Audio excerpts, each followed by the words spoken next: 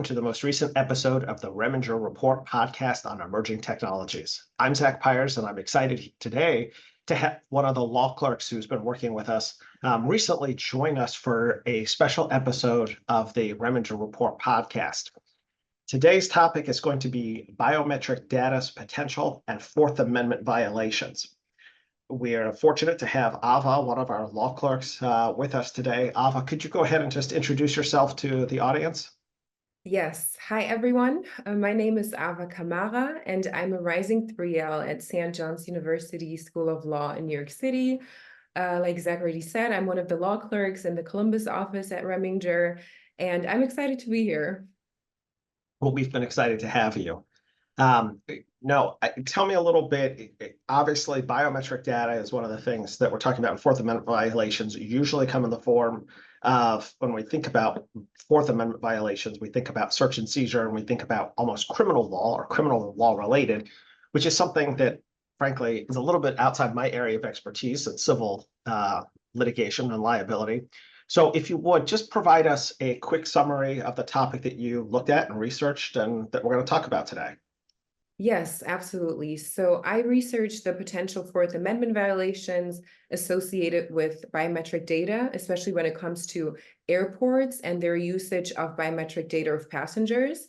Biometric data includes fingerprints, palm prints, photographs, signatures, voice prints, basically anything that you can think of. And I came across this article where critics were arguing that biometric data has the potential to reveal information about passengers that violate their rights to be safe from unreasonable searches and seizures, which is the right protected under the Fourth Amendment. And the issue is that while biometric data helps with identification, it can also reveal medical conditions that not everyone feels comfortable revealing to the government or anyone else for that matter. And how did you come up with and how did you decide that this was the topic that you were going to cover and you wanted to research and talk about? So I'm somebody who flies a lot. I love to travel and explore different countries or cities. So I'm regularly exposed to those security measures at the airport. And on my last trip back to Columbus, I was just thinking to myself, waiting in line to go through one of those security scans. And I was just wondering, I wonder what type of information is stored, how long it's kept, and what they do with that. So when it came to finding a topic that connects both technology and the law, I automatically thought of that. And I think it's an interesting topic that affects many of us, especially because technology keeps evolving, and whether we know it or not, it's always surrounding us. And obviously, whenever we talk about privacy, there are people who are on kind of both sides of the aisle on this one, right? We have people who are of the opinion that, they are very, very private individuals. They want their privacy protected. I always tell the story that my wife's grandfather always used to shred every piece of mail he would get because he didn't want his home address to be circulated out in the public.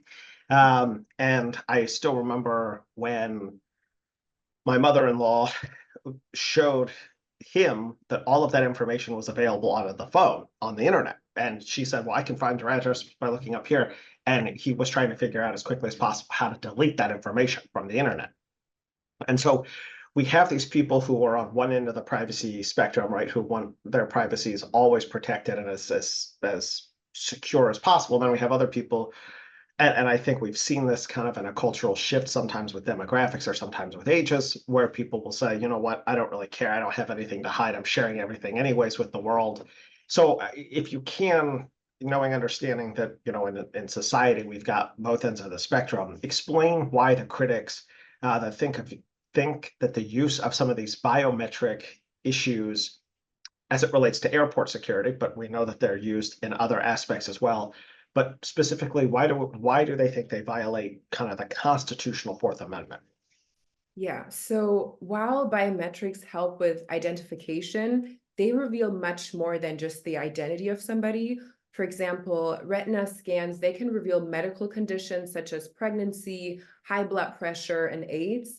And fingerprints have been linked to revealing chronic diseases and other medical conditions.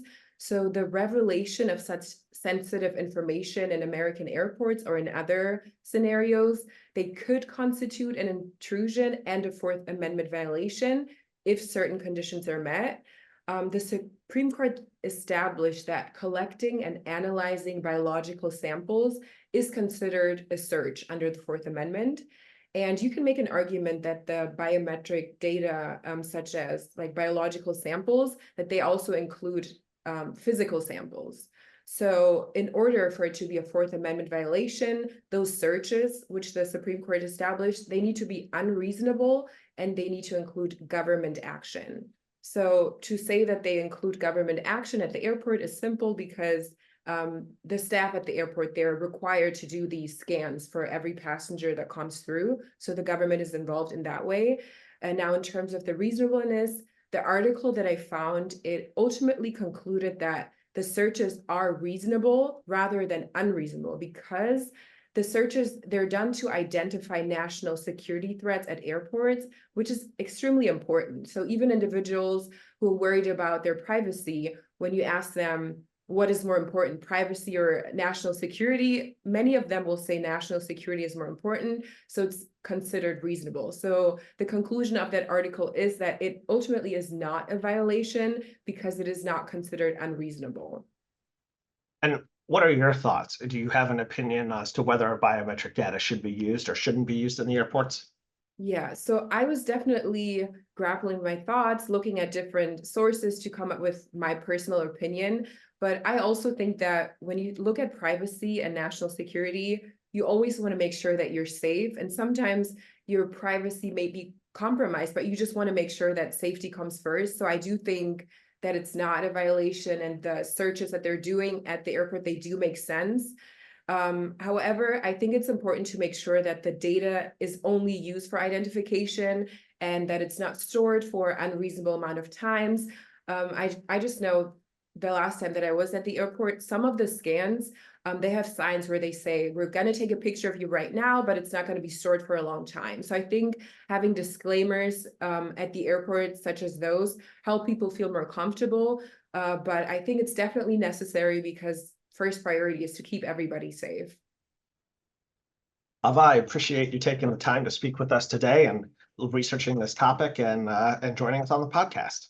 Absolutely. Thank you so much for having me. Thank you.